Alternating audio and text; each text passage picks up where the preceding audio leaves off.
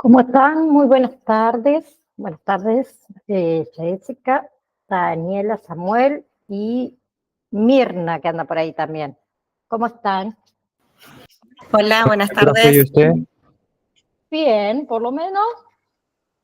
Esperando. Hola, buenas tardes para todos. Buenas tardes, Mirna.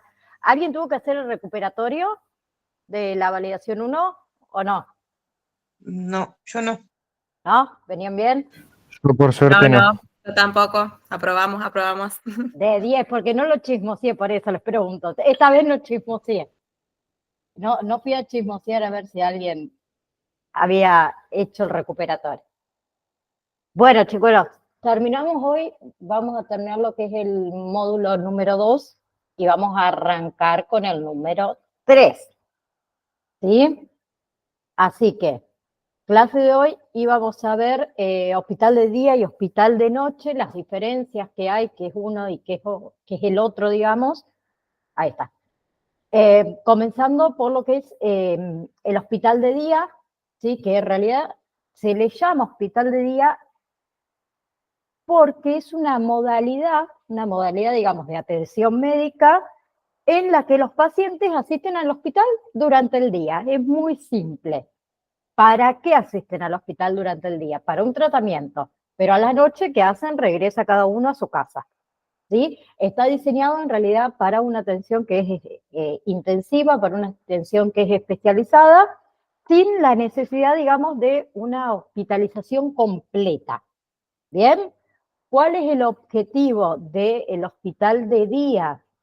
Brindar tratamientos tanto intensivos, como dije, y especializados, reducir la necesidad esta de la hospitalización prolongada. Bien, ofrecen todo lo que es soporte, lo que es supervisión, en este caso durante lo que es el día, y facilita también lo que es la integración gradual de los pacientes en su entorno, tanto familiar como en su entorno social. ¿Sí? Dentro de los servicios comunes que se prestan en lo que son los hospitales de día, tenemos lo que es terapia psicológica o psiquiátrica, ¿sí? Rehabilitación física, rehabilitación ocupacional también, todo lo que son, por ejemplo, tratamientos de quimioterapia, radioterapia, diálisis, ¿sí? Y le hacen lo que es un seguimiento, digamos, a lo que son las enfermedades crónicas, más que nada.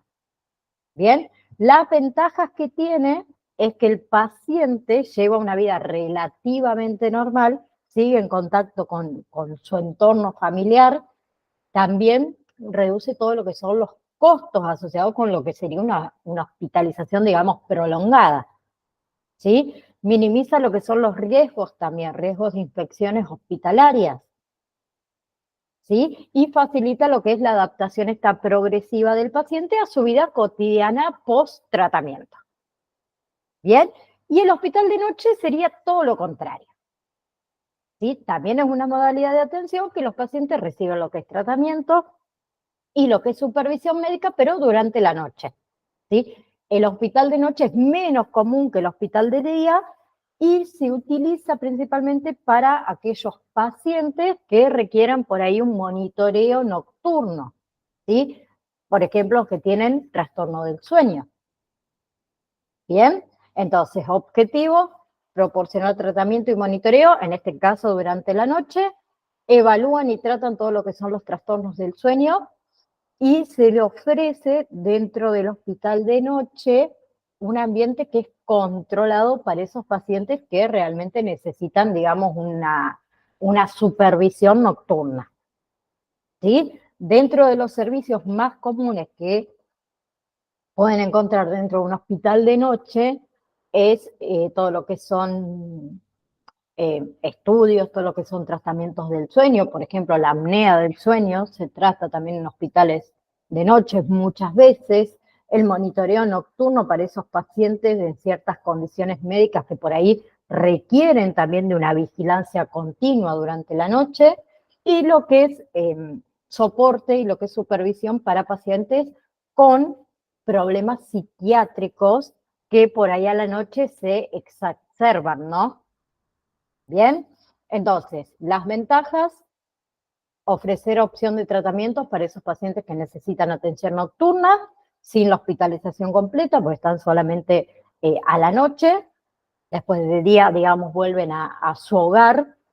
Se le facilita también lo que es la evaluación precisa en lo que son, por ejemplo, los trastornos del sueño, dentro de un ambiente controlado, ¿sí?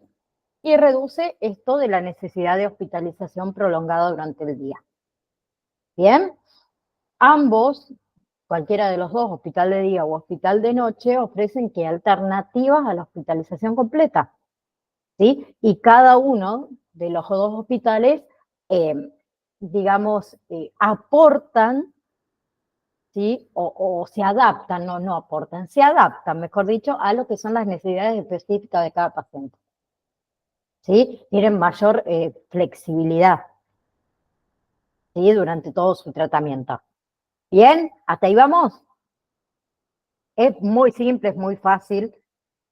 Lo otro que íbamos a ver es diferencia entre cuidador y acompañante, que quiero que miremos primero los videos y después vamos a charlar sobre eso. El video está también en el campus virtual. Yo ahora les voy a compartir. Vamos a agrandarlo. Así se ve. Y voy a subir el volumen. Ahí está. Y después vamos a charlar un poquito, vamos a hacer unas diferencias entre acompañante y cuidador. Diferencias entre el acompañante terapéutico y el cuidador. Acompañar terapéuticamente no es lo mismo que cuidar de modo terapéutico. Generalmente, suele confundirse la imagen o figura del AT con la del cuidador, y viceversa. Esta confusión se genera por la falta de información que aún hoy existe sobre el rol de ambas especialidades. También aparecen confusiones al respecto, debido a que no hay unificación de conceptos, por parte de las muchas escuelas que forman acompañantes terapéuticos, e incluso, entre diferentes profesionales de la salud. Para despejar esta cuestión, aclararemos las funciones a grandes rasgos, de ambos roles, y se recomienda ver el video de este mismo canal, titulado, Funciones, rol del acompañante terapéutico. Las 8 más importantes. El cuidador, o cuidadora domiciliario. En el ámbito de la salud, un cuidador, o cuidadora domiciliario, no necesita necesariamente información sobre patologías psiquiátricas o clínicas, sino que necesita por sobre todo, una aspiración vocacional, que esté dirigida al bienestar de la persona paciente, en su funcionamiento básico, y esencial. Como por ejemplo, en la asistencia directa de su alimentación. En la asistencia directa de su descanso. En la asistencia directa de su higiene. En la administración de su medicación. O bien, en la asistencia directa del paciente, en los momentos en que éste se encuentre solo en su domicilio. Él, o la cuidadora no tiene el deber de hacer o fomentar actividades de estimulación o rehabilitación con el paciente. Su tarea, como se hizo mención, es vocacional y de absoluta responsabilidad y compromiso. Y si bien la formación y capacitación no son un requisito indispensable en el rol del cuidador, sí es por supuesto recomendable, al menos, una mínima preparación. El, o la acompañante, terapéutico. Por el contrario, el acompañante terapéutico tendrá la obligación de hacer una profunda y continua capacitación sobre las enfermedades o patologías que afecten al paciente en cuestión. Por ende, con esto se destaca que no es tarea del AT asistir al paciente en su higiene, alimentación, descanso o guarda directa del mismo, sino que deberá realizar las estimulaciones correspondientes sobre cada uno de estos aspectos mencionados, para que el paciente pueda realizarlo solo. Es decir, llevar adelante una correcta psicoeducación, que esté al alcance del entendimiento y comprensión del paciente. Por otro lado, deberá cumplir con sus 8 principales funciones, más las prescripciones que el médico, psicólogo, o equipo interdisciplinario tratante, le indiquen para realizar. Por esto es que la formación y capacitación permanente en el AT es un deber de suma importancia. Será también tarea del AT. Dialogar con el cuidador o cuidadora, con el fin de evitar el síndrome del cuidador quemado, o síndrome de burnout. Y sumado a esto, hablar sobre el estado del paciente, para la elaboración de un informe más completo, que se presentará ante el médico, o equipo tratante. Por supuesto, que el acompañante terapéutico podrá realizar las funciones de un cuidador domiciliario, pero es bueno tener en claro que no son su obligación, como no son obligación las actividades del AT para el cuidador. Ambas tareas, tanto la del cuidador como la del AT, son indispensables en algunos casos, y ambas conllevan gran cantidad de energía, por parte de estos dos. Por eso, se recomienda que las tareas sean divididas, según corresponda a cada uno. Y si bien ambos en la actualidad poseen centros de enseñanza, los contenidos de aprendizaje son distintos. La línea que divide ambos roles, es muy delgada pero importante. El acompañante terapéutico, rehabilita al paciente. El cuidador terapéutico, presta los apoyos necesarios, para satisfacer las necesidades básicas, de la vida diaria de la persona a la que cuida. Muchas gracias. Todos somos uno.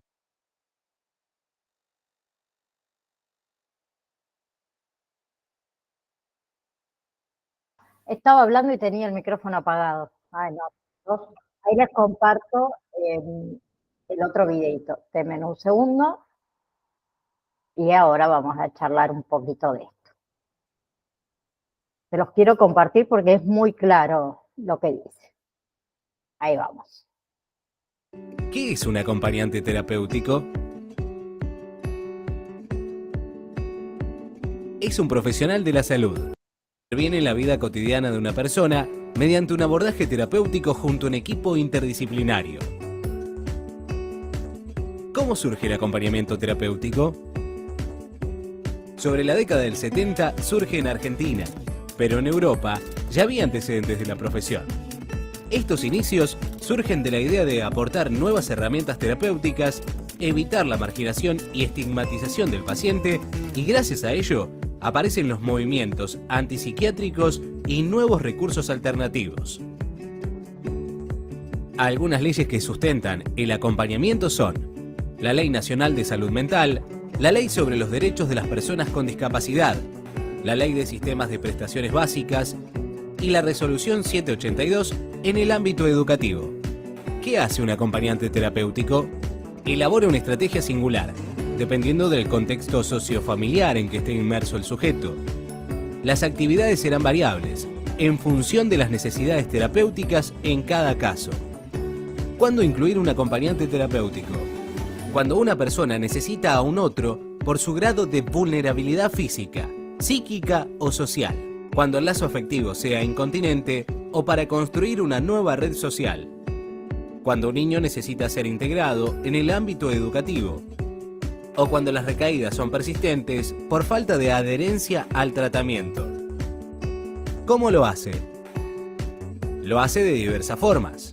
Constituye en su presencia una posición de otro semejante, de par, sin serlo, en lo cotidiano del paciente, teniendo en cuenta la subjetividad del paciente, conteniéndolo física y psicológicamente, aportando su mirada al equipo. ¿Dónde lo hace? Lo hace en la integración escolar, de forma ambulatoria, antes, durante y después de una internación, o dentro de una institución. Pero, ¿quién indica un acompañamiento terapéutico? Él o la profesional que esté a cargo del tratamiento del paciente, y de esta manera el AT se insertará en el equipo interdisciplinario. Si te preguntás dónde puedo solicitar un acompañante, podés acercarte a la oficina de tu mutual y solicitar la cartilla con los acompañantes, o contactate en la página de Facebook y nosotros te asesoramos. Recordá, en Facebook nos encontrás como Técnicas. Ese también se lo quería compartir porque es un resumen más o menos de lo que vinimos viendo hasta ahora. Bueno, entonces, hablamos un poquito de las diferencias entre cuidador y acompañante. Sí, acompañante terapéutico, porque la diferencia en realidad radica en cuáles son los roles, cuáles son las responsabilidades y también en el enfoque de la intervención con la persona que uno asiste. ¿Sí? Entonces, vemos más o menos un poquito los roles de cada uno, tanto del cuidador como del acompañante terapéutico, para notar la diferencia, ¿sí? Con respecto al cuidador, la definición, un cuidador, ¿qué es? Es una persona, digamos, que brinda asistencia a individuos que no pueden realizar ciertas actividades de la vida diaria por sí mismo. Puede ser debido a una discapacidad, debido a una enfermedad, debido al envejecimiento. ¿Sí? Los ejemplos que daban en el video que vimos recién es, por ejemplo, la administración de medicamentos, la limpieza del hogar, la higiene personal, la alimentación y demás. Entonces, ¿cuáles van a ser las funciones del cuidador? Ayudar en las actividades diarias básicas, como era el aseo personal, el vestirse, el alimentarse, la movilidad, administrar medicamentos según lo que indique, obviamente, el médico, por ahí realizar tareas domésticas, limpieza, preparación de comida.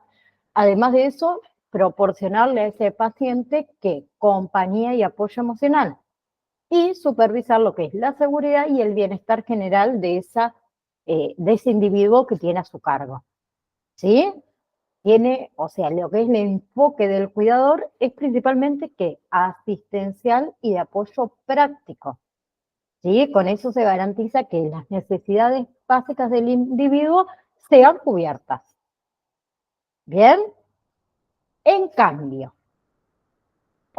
el acompañante terapéutico es un profesional que brinda apoyo y acompañamiento a personas con problemas de salud mental o con necesidades especiales, ¿sí? Trabajando en coordinación con un equipo de salud mental. ¿Y cuáles van a ser nuestras funciones? Acompañar y apoyar en la realización de actividades, ¿sí? Sociales, cotidianas, siempre promoviendo ¿qué? La autonomía, ¿sí?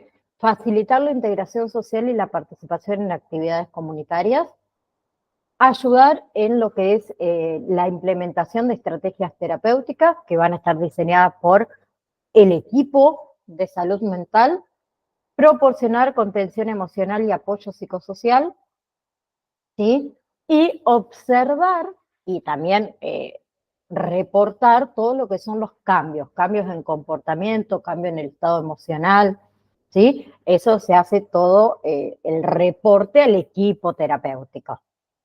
¿Bien? Entonces, el enfoque de lo que es el acompañante terapéutico es psicosocial y terapéutico.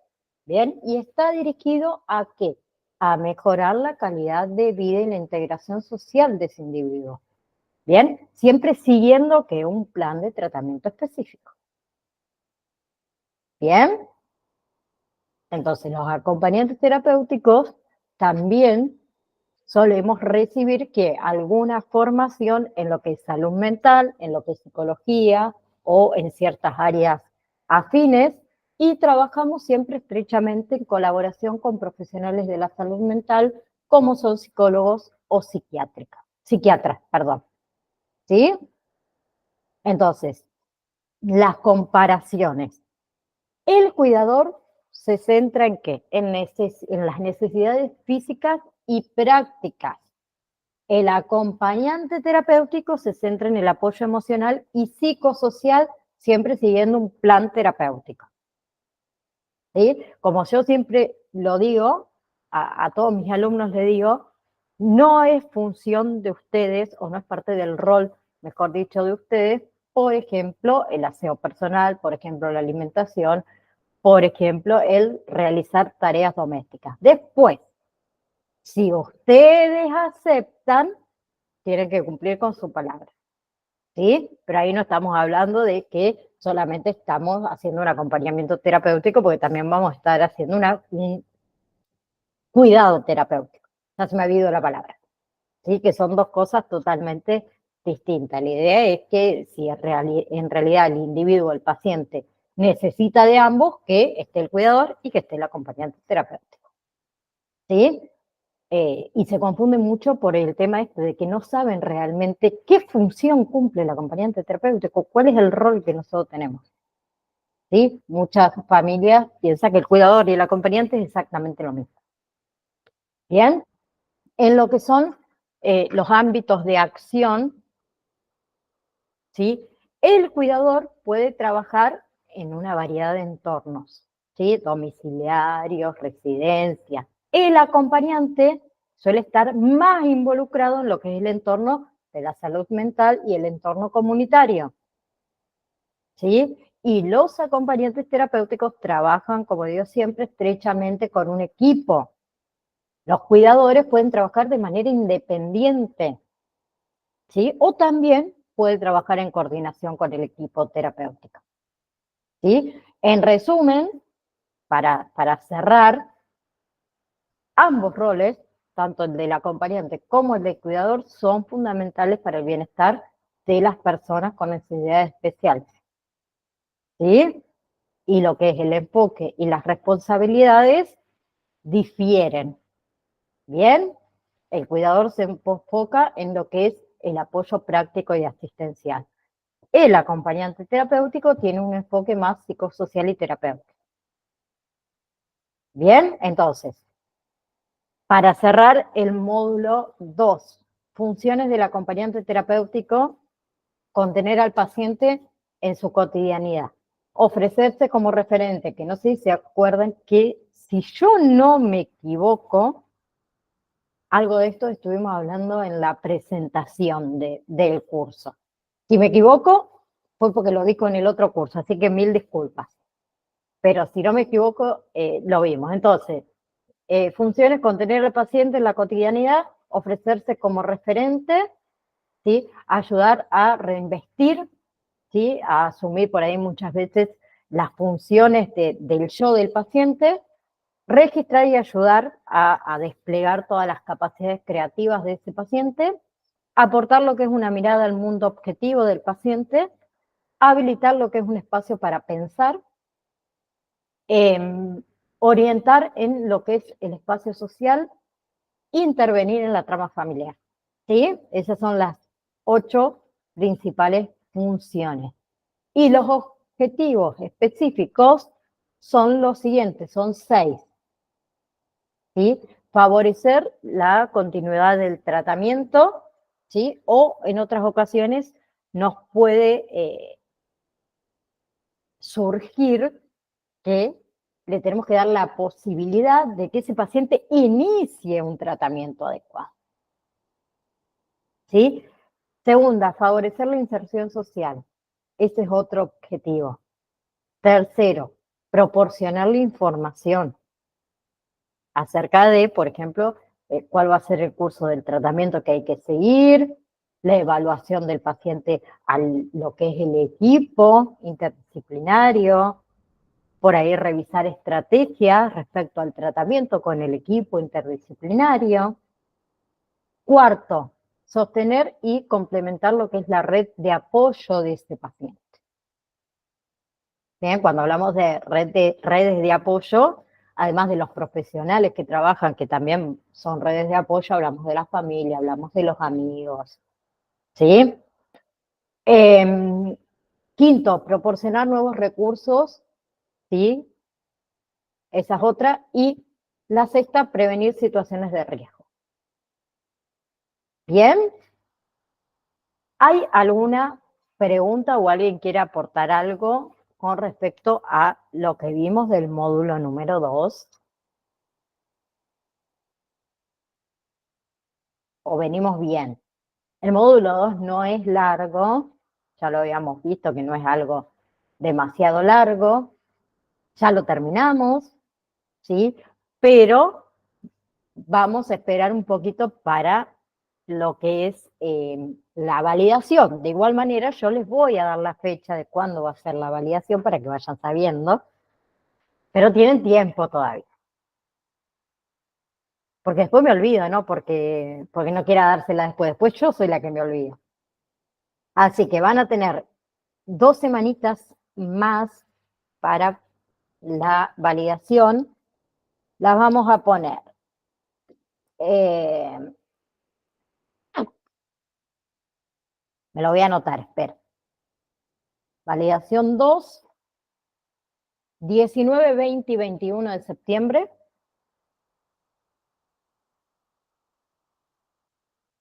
Y el recuperatorio de la validación 2 va a ser 25 y 26 de septiembre.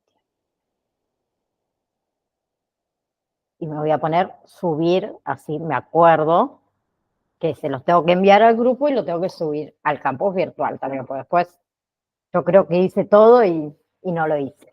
Bien. Módulo número 2, denme un segundo que abro el campus virtual. Acá estoy. Es corto, como les dije recién, que entra entonces en el módulo número... Ay, ahí me fue. Ahí está. En el módulo número 2.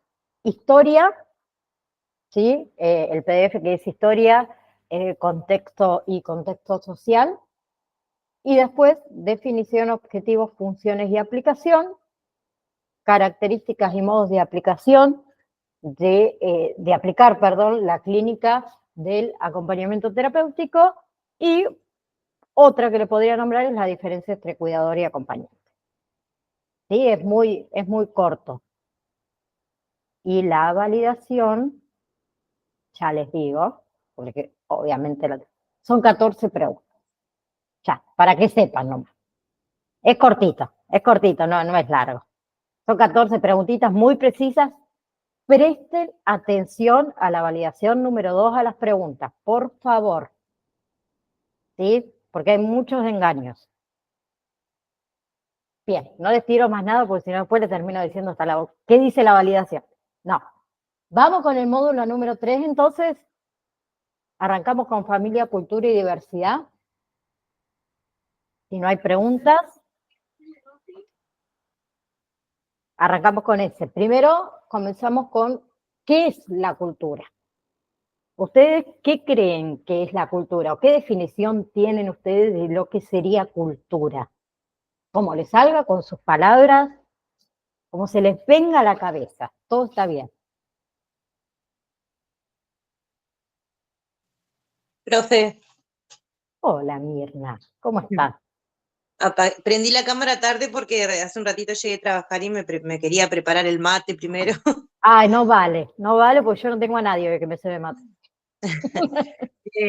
No sé, yo creo que cultura es lo que vamos recibiendo de generación en generación o de nuestras familias, digamos, lo que vamos aprendiendo, que hay cosas más puntuales y hay otras que por ahí las agarramos de otro lado.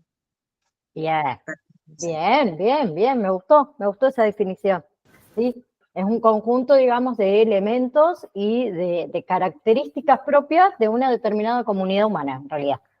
¿Sí? Tenemos diferentes. Sí, Samuel. Claro, Sí. como por ejemplo valores, tradiciones, el arte, la música de cada lugar Claro, las que se va heredando. costumbres, las normas, Exacto. exactamente. Sí, la forma de pensar, la forma de comunicarse, todo eso es cultura. O sea, la palabra cultura en realidad es un término que es bastante amplio, viene de el vocablo latino, cultus, ¿sí? Y a su vez también es derivado de colere, es decir, cuidar del campo y del ganado, ¿sí? Lo que hoy en día se conoce como cultivar en realidad. ¿Bien? Entonces, la cultura abarca aspectos, por ejemplo, como la religión, ¿no? Las artes, como dijo el compañero, ¿sí? El protocolo, la ley, la historia, la economía, la moral, no sé si la dije también, de un determinado grupo. Sí, Mirna, decime. Nosotros acá tenemos que un inconveniente, o sea, yo trabajo en un área de niñez municipal y lo que nos cuesta mucho, lo que nos está costando es trabajar con la comunidad gitana que no mandan los niños a la escuela. Los anotan, pero después, o sea, no tienen el hábito de que vayan todos los días. O si no, van 3 días a una escuela, después si los empezamos porque nosotros tenemos también somos municipio Muna, que es con UNICEF. Ajá.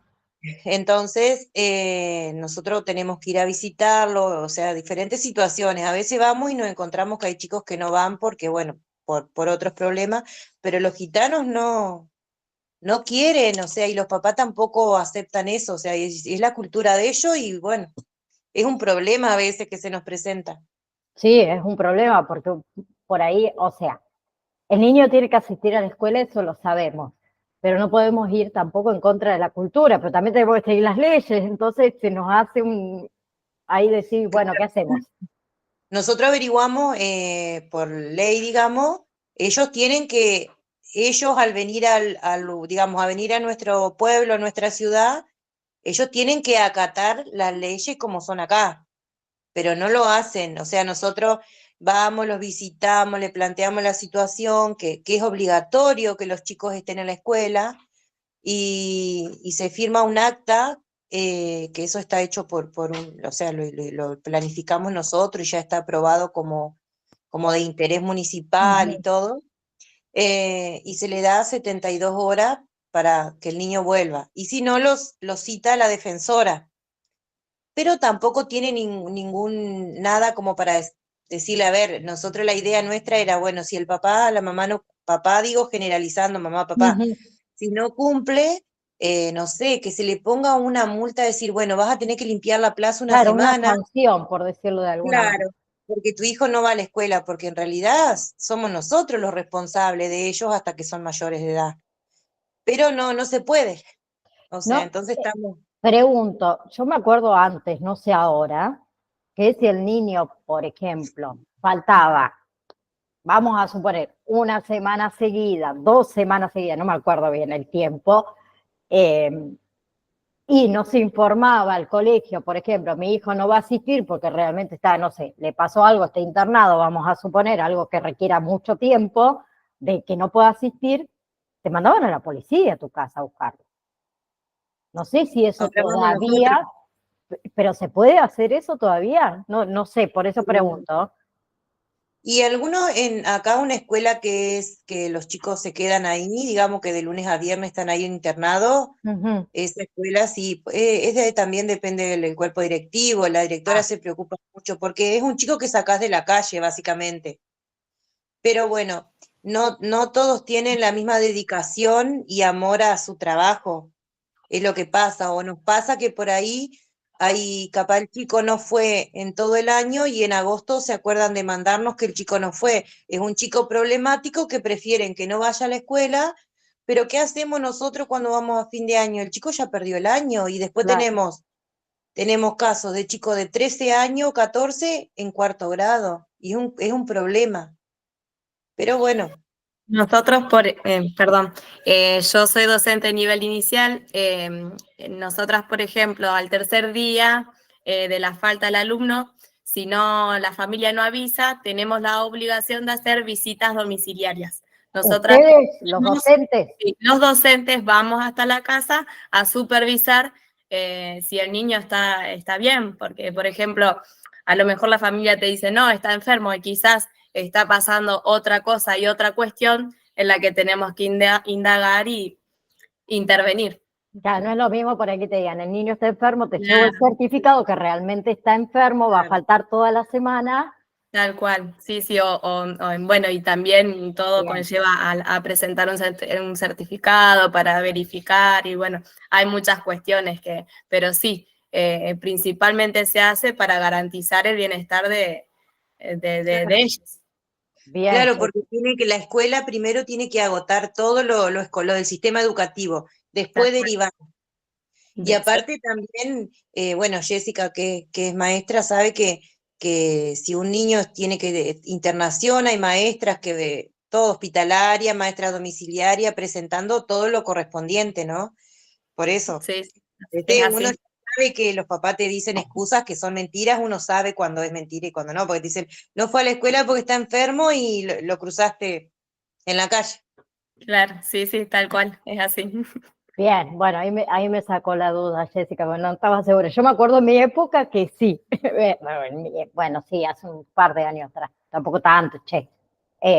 Pero, por ejemplo, hablando de la cultura, a mí me pasó con, nosotros somos católicos, todo, pero a mi hija este año le tocaba comenzar catecismo.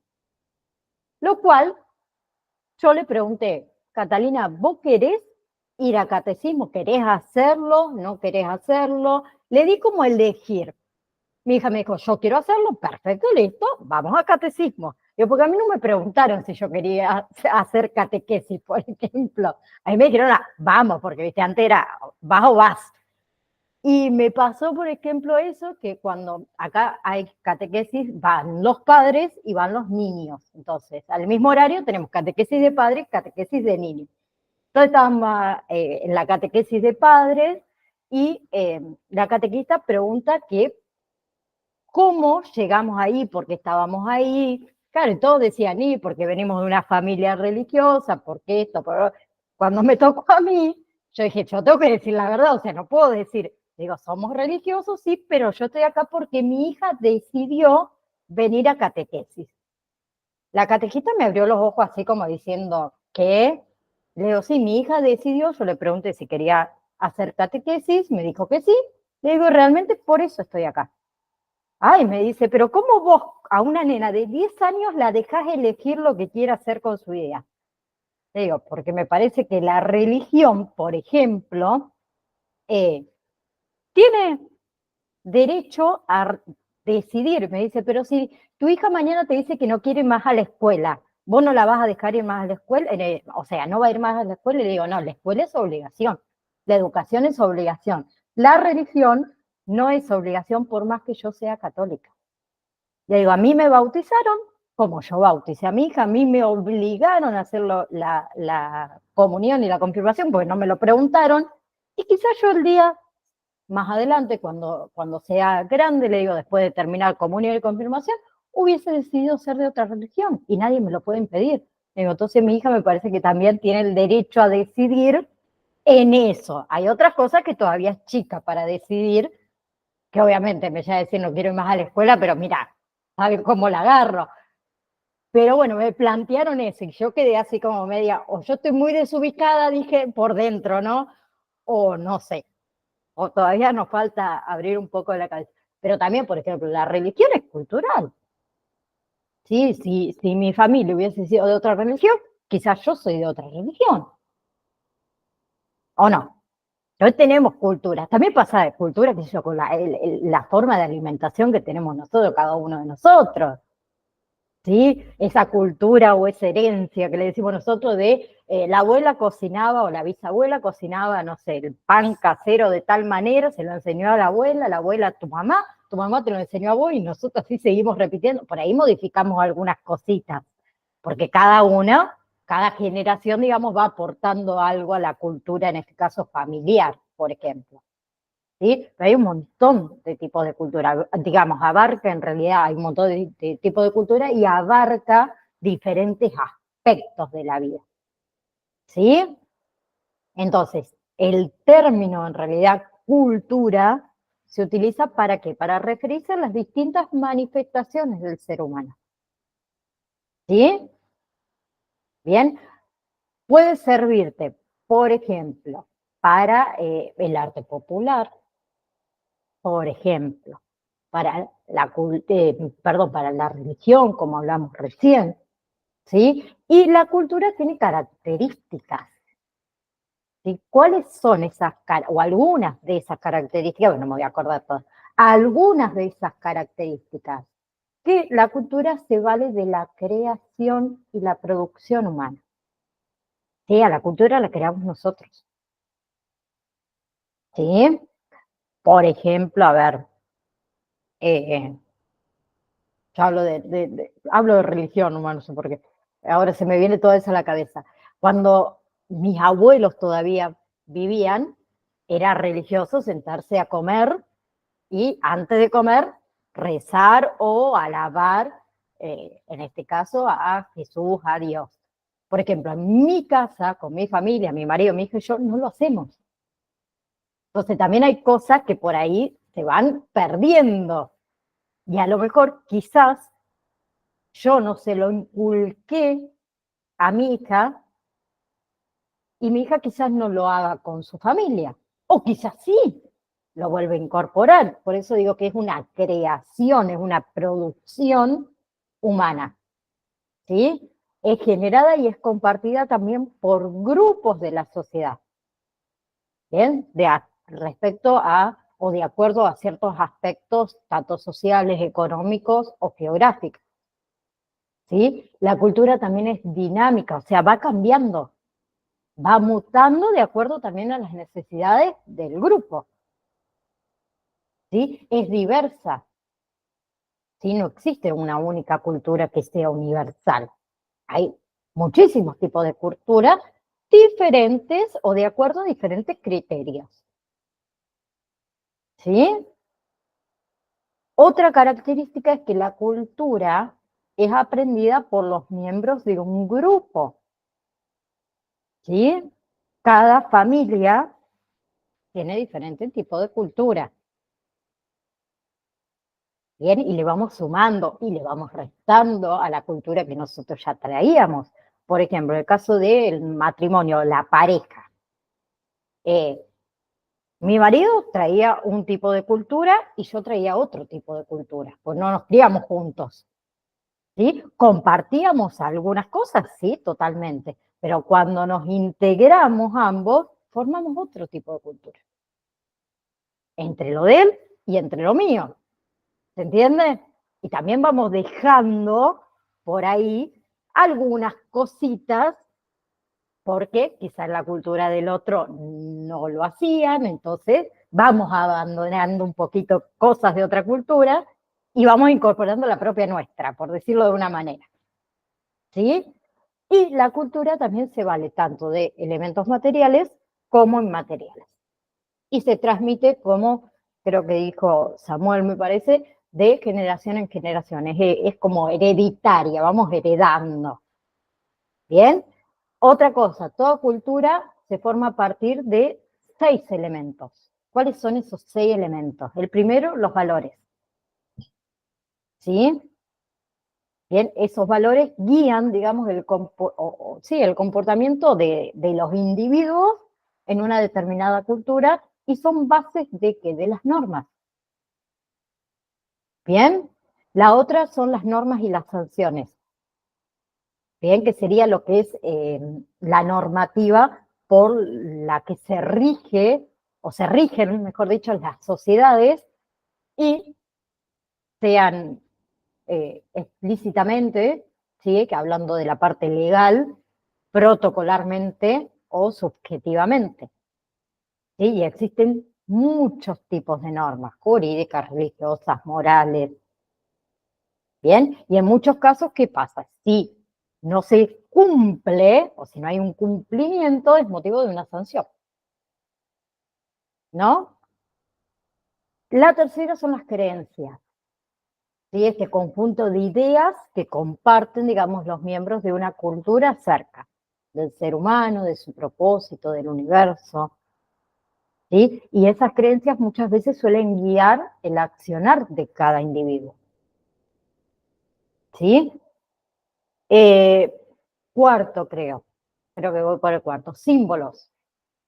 ¿Sí? Los símbolos son elementos o formas o son signos que contienen un significado dentro de una cultura. ¿Sí? Y representan que el modelo de vida, sus creencias, sus costumbres, sus tradiciones ancestrales.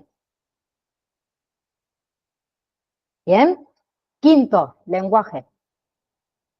¿Sí? Ese código compartido que permite a los individuos comunicarse a través del habla, a través del cuerpo, a través de la escritura.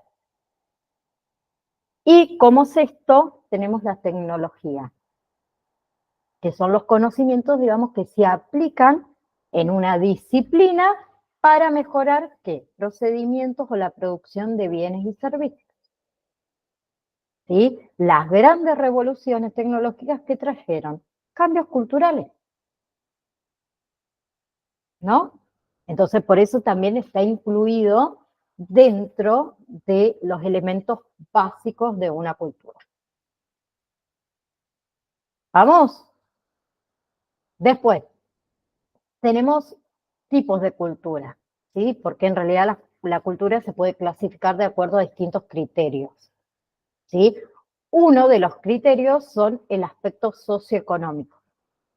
Y ahí tenemos cultura de élite, que es aquella que se sostiene desde, digamos, las altas esferas del poder dentro de una sociedad. Cultura popular, ¿sí? Que es el conjunto de manifestaciones y elementos culturales propios de un pueblo. Y después tenemos la cultura de masa, que está formada por bienes culturales que son presentados por los medios masivos de comunicación, ¿sí? Y que acceden, digamos, a una gran porción de la población. Bien, eso sería según los aspectos socioeconómicos. Después tenemos según la escritura o el uso de la escritura. Y ahí tenemos culturas orales o ágrafas, que son aquellas que no conocieron la escritura y que utilizaron la forma oral para transmitir y para conservar sus tradiciones. Y la otra, la cultura letrada, ¿sí? Que es aquella que surgieron luego de la inversión de la escritura y que es una gran herramienta para transmitir también todos los rasgos de su cultura de generaciones en generación. ¿Sí? La otra es según la religión. Tenemos cultura ateístas, ¿sí? Que son aquellas que creen en una divinidad superior, ¿sí? Que suelen ser monoteístas cuando creen en una sola divinidad o politeístas cuando creen en más de una divinidad. Y la otra, las culturas no teístas, ¿sí? Que son aquellas que no creen en una divinidad superior, sino que le otorgan todo eso al poder de otras fuerzas, como la naturaleza, por ejemplo. Bien, después tenemos según la forma de producción, culturas nómades, ¿sí? Aquellas que no se sientan de forma permanente en un lugar geográfico, sino que se van trasladando, ¿sí? De acuerdo a la disponibilidad de alimentos o de trabajo. Culturas urbanas, ¿sí? Aquellas que desarrollan toda su cultura en las ciudades, ¿sí? Y suelen basar su economía en actividades como es el comercio, como son los servicios, ¿sí? Y los habitantes de las culturas urbanas también comparten rasgos y estilos de vida. Y después tenemos las culturas rurales, ¿sí? Aquellas culturas de tipo sedentaria que se asientan en estas zonas rurales y que basan su economía en actividades como es la agricultura, como es la ganadería, que también comparten tradiciones, que comparten costumbres, que comparten rasgos propios, ¿sí? Después tenemos, según la distribución geopolítica, culturas globales, cultura regional, cultura nacional, cultura local, ¿sí? Global, aquella que se da en un espacio geográfico muy amplio, ¿sí? Cultura occidental, por ejemplo, la cultura oriental, ¿sí?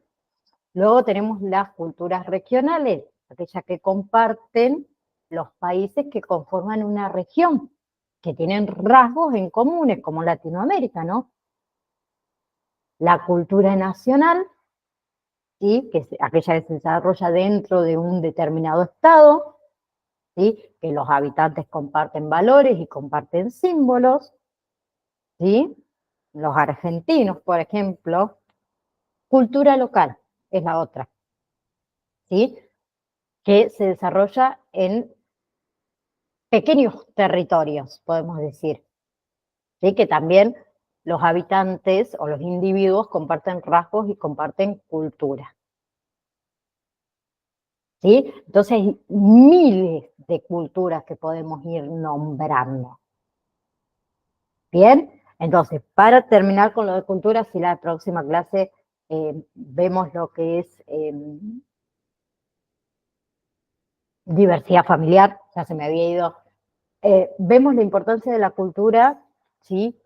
Y de la diversidad cultural, o hablamos de eso, mejor dicho, ¿sí? La cultura en realidad es creada, como dijimos antes, por el ser humano y está presente en los grupos sociales, ¿sí?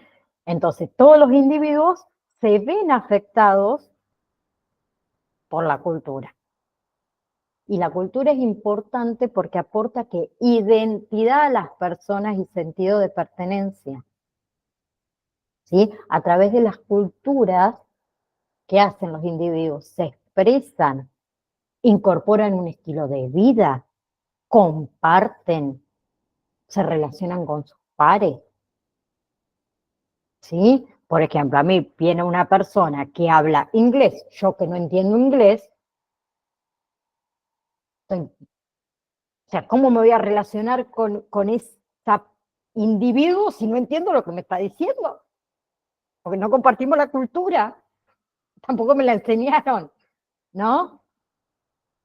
¿Sí? La cultura incluye, como dijimos antes, bienes materiales y bienes inmateriales, que son creaciones que reflejan los valores de una sociedad y se plasman en formas artísticas, como por ejemplo la música, el arte, la literatura, la arquitectura, la gastronomía, la danza, entre millones más que podemos ir nombrando.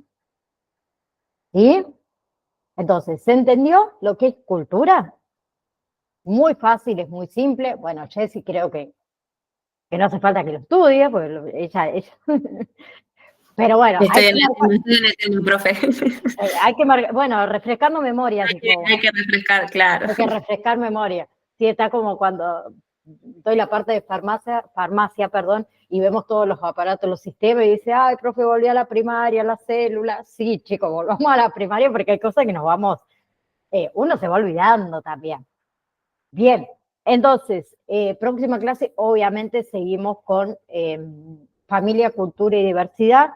Arrancamos recién por definir lo que era la cultura, vimos un poco los diferentes tipos de cultura, las características que tiene la cultura, ¿sí? Y los elementos. ¿Bien? Próxima clase, entonces seguimos con lo que es familia, porque después se integra todo, ¿sí? Vamos a ir hablando un poco de todo dentro de la diversidad y demás. ¿Bien? Entonces, próxima clase seguimos con módulo número 3 y acuérdense, después se los paso al grupo que todavía tienen 2 semanas para estudiar el módulo número 2, así hacen la validación y no se nos junta después con el módulo número 3, porque vamos a hacer un lío. Pero quiero darles tiempo porque recién el 4 de septiembre tuvieron el recuperatorio, entonces no les voy a dar para ya la validación. ¿Sí? Así que tómense su tiempo y, como les dije antes, lean las preguntas. ¿Sí? También puede ser que en alguna pregunta me haya confundido. Si ven que por ahí dice, esto no tiene sentido, para mí la profe se equivocó, me escriben, porque puede pasar, también somos seres humanos. Me pasó, por eso digo. Pero lean las preguntas, presten atención, razonen lo que dice. ¿Sí? Tómense su tiempo. Gracias por estar. Nos vemos, si Dios quiere, el próximo jueves, ¿sí? A las 15. El próximo jueves, 15:05. Pues el próximo jueves ya arranca el turno de las 2 y por ahí acuérdense que me demora un poquito. Así que 15:05. Si no los acepto enseguida, denme 2 segunditos que entro seguro. Bien, que tengan un hermoso fin de semana, disfruten y nos vemos el próximo jueves. Chao, chao. Nos vemos. Gracias. Chau. Adiós. Chau, chau.